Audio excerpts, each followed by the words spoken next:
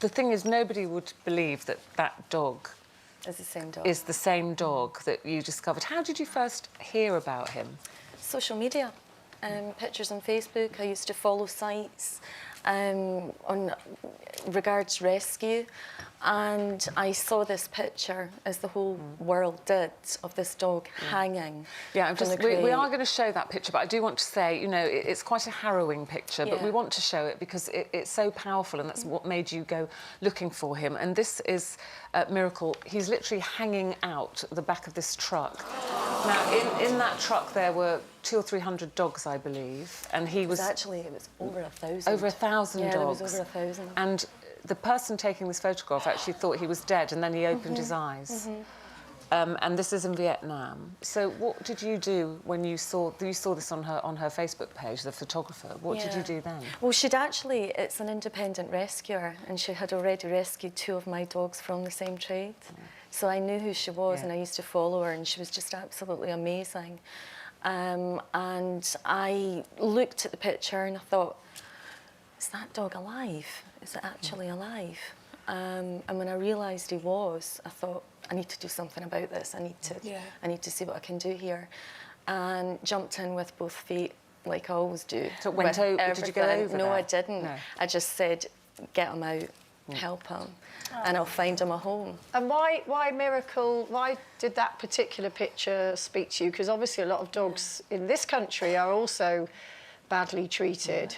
You know, and you can see pictures of them as well. What was it about Miracle that you feel sort of spoke to you? Well, in the past, I mean, I have a rescue dog. I had a rescue dog. She's now no longer with us, but she was from the SSPCA.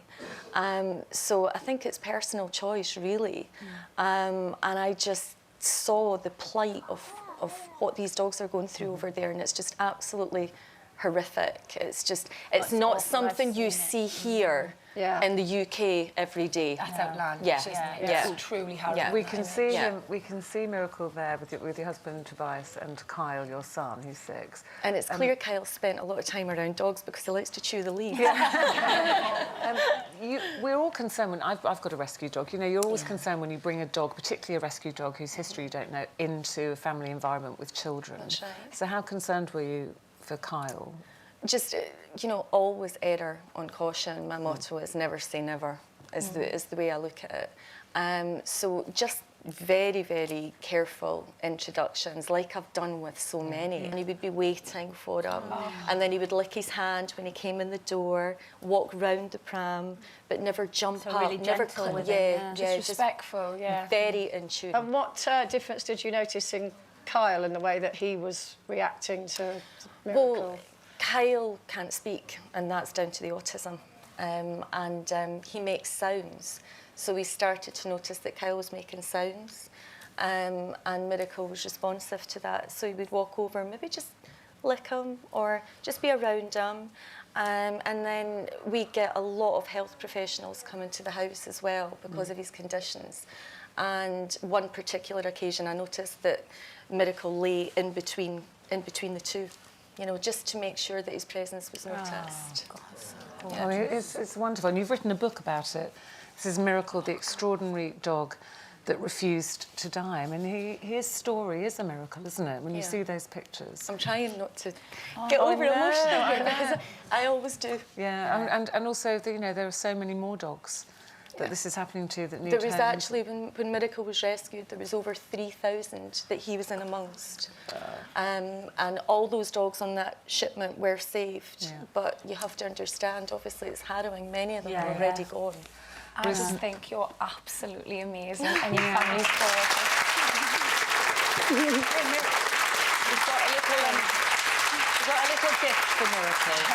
We've got a little bottle. I don't know if you can see that. It's a little name on it there. Oh, that's so lovely. And then he's a loose women. He's a loose women dog. Hey, Miracle, do you want to come over and see Mum? You can come over and say hello. Miracle. Come on then. Come on then. Well, oh no, Carl doesn't want to let him go. Carl doesn't want to let him go. Listen, good luck with the book. Yeah. It's lovely to see you, Amanda. Thank you very much. Thank and also you. Tobias and Kyle. Thank you.